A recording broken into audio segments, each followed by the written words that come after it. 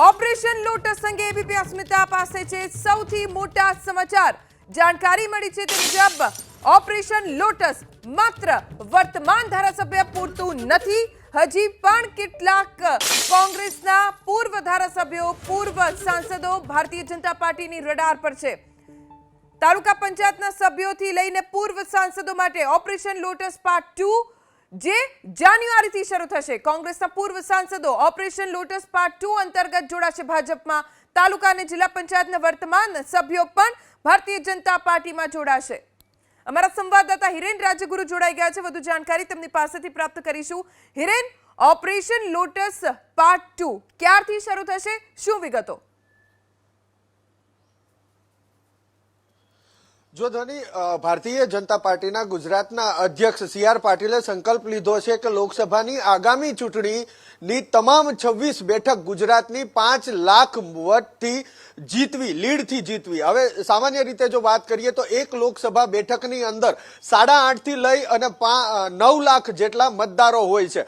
5 લાખની લીડથી જીતવું હોય તો લોકસભા વિસ્તારની અંદર જે મત છે એ મતના 3 ભાગ મત ભારતીય જનતા પાર્ટીને મળે ત્યારે આ લીડનો સંકલ્પ પૂરો થાય તેવું લાગી રહ્યું છે। અને એના માટે થઈ અને વધુમાં વધુ લોકો, વધુમાં વધુ આગેવાનો ભારતીય જનતા પાર્ટી માટે કામ કરે તે મહત્વનું છે। અને એટલા માટે જ હવે વર્તમાન ધારાસભ્યો નહીં પરંતુ વિપક્ષના તાલુકા પંચાયત, જિલ્લા પંચાયત, પૂર્વ તાલુકા અને જિલ્લા પંચાયતના સભ્યો, એ જ રીતે પૂર્વ ધારાસભ્યો, પૂર્વ સંસદ સભ્યોને પણ ભારતીય જનતા પાર્ટીએ અત્યારે પોતાના રડારમાં રાખ્યા છે અને એના માટે ઓપરેશન લોટસ પાર્ટ 2 શરૂ કરવામાં આવશે। ઓપરેશન લોટસ પાર્ટ 2 એ જાન્યુઆરીના બીજા સપ્તાહથી શરૂ થવાની હાલ માહિતી મળી રહી છે। બીજા સપ્તાહથી લઈ અને જાન્યુઆરીના અંત સુધીમાં ઓપરેશન લોટસ પાર્ટ 2 શરૂ કરવામાં આવશે અને તે પૂરું કરવામાં આવશે જાન્યુઆરીના અંત સુધી અથવા તો ફેબ્રુઆરીના પહેલા સપ્તાહ સુધી। અત્યારે જે ઓપરેશન લોટસ પાર્ટ 2 ચાલી રહ્યું છે એ માત્ર ને માત્ર વર્તમાન ધારાસભ્યો માટે છે।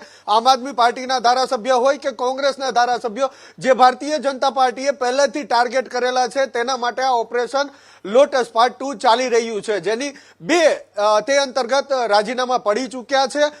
6 દિવસ પહેલા જે ભૂપત ભાયાણી આમ આદમી પાર્ટીના ધારાસભ્ય વિસાવદર બેઠક પરથી તેનું રાજીનામું પડ્યું અને ગઈકાલે ચિરાગ પટેલ કોંગ્રેસના ધારાસભ્ય ખંભાત બેઠક ઉપરથી એનું ધારાસભ્ય પદેથી રાજીનામું પડ્યું છે। આજે પણ એક રાજીનામું પડવાની શક્યતા હાલ સામે આવી રહી છે। કાલે જે ભારતીય જનતા પાર્ટીના ઉચ્ચ હોદ્દેદાર તરફથી માહિતી મળી હતી એ મુજબ આજે આમ આદમી પાર્ટીના એક ધારાસભ્ય રાજીનામું આપે તેવી પણ પૂરેપૂરી શક્યતા છે।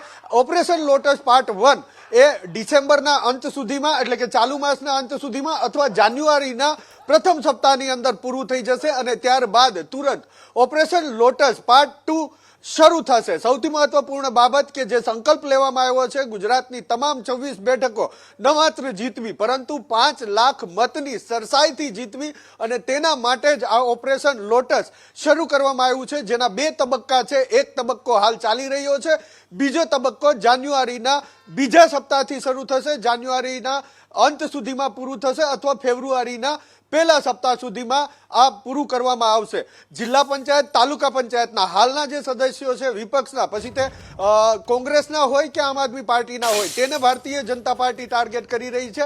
આ ઉપરાંત પૂર્વ સભ્યો જિલ્લા પંચાયત અને તાલુકા પંચાયતના એને પણ ટાર્ગેટ કરી રહી છે। તે જ મુજબ પૂર્વ ધારાસભ્યો, પૂર્વ સંસદ સભ્યોમાં માત્ર કોંગ્રેસના પૂર્વ સંસદ સભ્યો રહે છે, કારણ કે આમ આદમી પાર્ટીના એક પણ સંસદ સભ્ય ગુજરાતની અંદર નથી, એટલે તેને પણ ભારતીય જનતા પાર્ટીમાં ભેળવવાનું અત્યારે આયોજન ચાલી રહ્યું છે। જેટલા પણ નેતાઓને આ જવાબદારી સોંપવામાં આવી છે તે અત્યારે પોતાનો રોજે રોજનો રિપોર્ટ હાઈકમાન્ડને પહોંચાડી રહ્યા છે, જેનો સંપર્ક કરવાનો છે, જેને મનાવવાના છે અને જેને ભારતીય જનતા પાર્ટીમાં લાવવાના છે। પરંતુ સૌથી મહત્વપૂર્ણ બાબત કે અત્યારે જે ટાર્ગેટ કરવામાં આવી રહ્યો છે એ સોફ્ટ ટાર્ગેટ ઉપર ભારતીય જનતા પાર્ટીમાં હોય, ભારતીય જનતા પાર્ટીમાં કોઈને કોઈ કારણોથી નારાજ થયા હોય તેને ફરીથી ભારતીય જનતા પાર્ટીમાં લાવવાના આ લોકો અત્યારે પહેલા ટાર્ગેટ ઉપર છે અને ત્યારબાદ મૂળભૂત વિચારધારાથી દૂર થઈ અને કોંગ્રેસમાં રહેલા, કોંગ્રેસની વિચારધારા સાથે જોડાયેલા લોકોને ટાર્ગેટ કરવામાં આવી રહ્યા છે અને આ સંપૂર્ણપણે